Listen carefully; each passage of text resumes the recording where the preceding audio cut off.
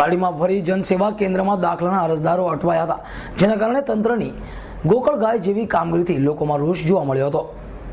પારડી મામલતદાર કચેરીના જનસેવા કેન્દ્ર ખાતે આજ રોજ વીજળીના હાઈ વોલ્ટેજના કારણે પારડી તાલુકાના ગામડીથી આવેલ દાખલા કઢાવવા આવેલા વિદ્યાર્થીઓ વાલીઓ આશરે 400 થી 500 જેટલા ભર તડકામાં અટવાયા હતા।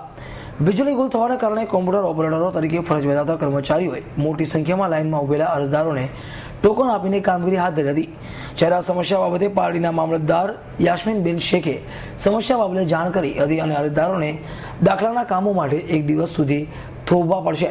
ત્યારે વીજળીની સમસ્યાને લઈને આજે અરજદારો પણ અટવાયા હતા। ખબર નહીં હવે બનાવે કે નહીં બનાવે, જવાબ બી નથી આપતા। હવે શું પરિસ્થિતિ છે અહીંયા? ત્યાં જ હવે નંબર આપતા છે, શું કરતા છે ખબર નહીં।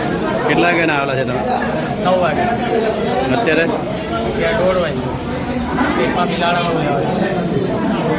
ક્યાંથી આવ્યો છો તમે? ગામવાડી પાર્ટી। આવું આવું રહેશે તો શું કરશે પબ્લિક? પબ્લિક જાણે ને હવે શું કરવાના? પબ્લિક હાથે બધાના મેળ મન થાય બધું કામ અહીંયા મારામારી તો કરવાના નથી કે આપણે કરી આપો ને કરી આપો, એના માટે આપણા ચડીને બી આવી। આપનું નામ? નામ હે નામ આપ? હા, પરેશભાઈ। અમૃત પટેલ, એસના ન્યૂઝ, પારડી।